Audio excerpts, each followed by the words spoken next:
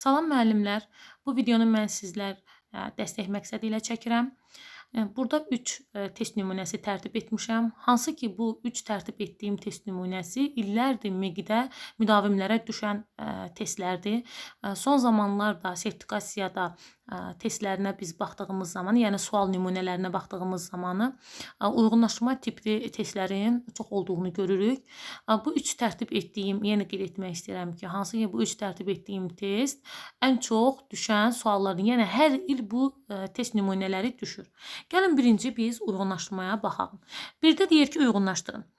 Adətən biz öyrənmişik 1, 2, 3, 4, 5 yazaq. Bu səfər əksini edəcək. Deməli, nə edəcək? Birinci kənardan yazırıq A, B, C, D, E.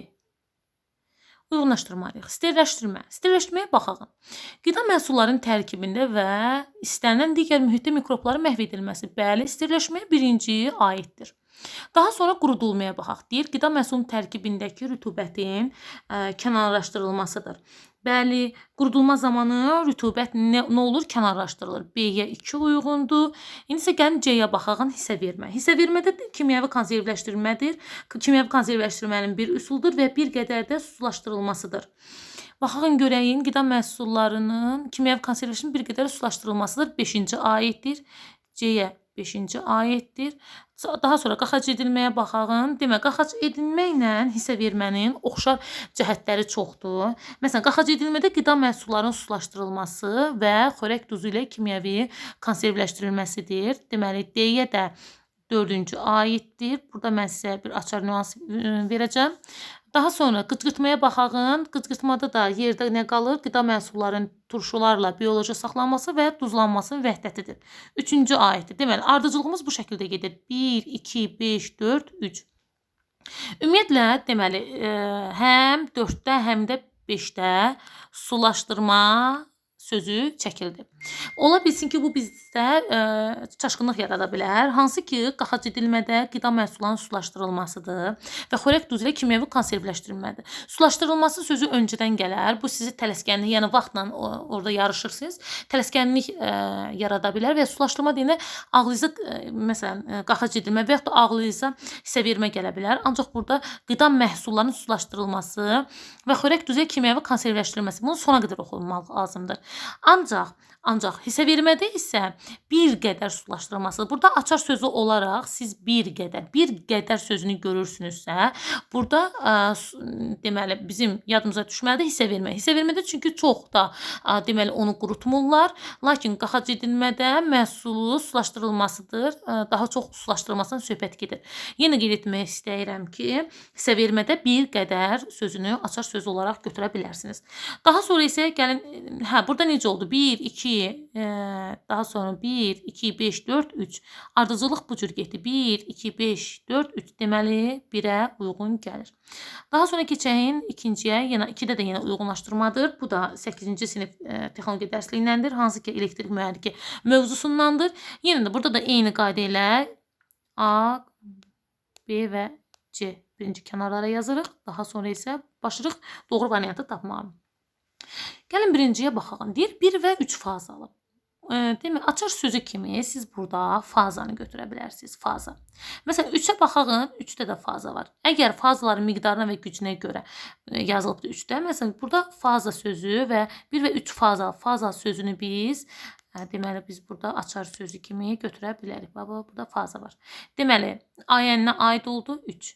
Daha sonra kollektoru və kollektorsuz olur. Bildiyimiz üzrə elektrik mühərrikinin elektrik enerjisi mexaniki enerjiyə çevirən elektrik maşınıdır. Bu da elektrik mühərrikinin deməli əlamətlərinə görə təsnifatıdır. Həmin bu elektrik mühərriki mövzusunda 8-ci sinif elektrik mühərriki dərsliyindəki deməli nədir? Əlamata görə təsnifatıdır.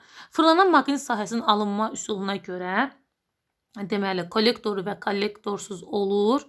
Kollektor və kollektorsuz fırlanan maqnit sahəsinin alınma üsuluna görə B-yə də 1 aiddir.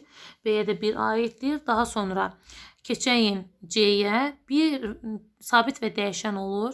Burada sabit və dəyişən nə olur? Cəryanın növü.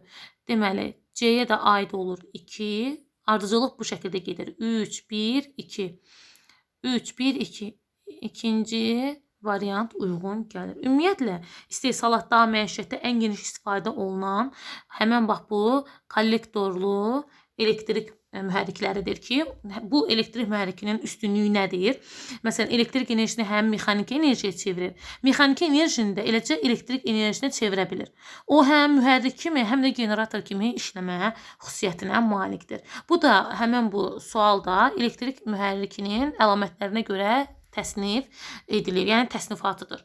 Daha sonra biz keçək növbəti sualımıza. Bu növbəti sual da tərtib olunubdur 6-cı sinif dərsliyindən. Burada da yenə eyni qayda ilə birinci A, B, C. Düzdür, biz yenə də qeyd etmək istəyirəm.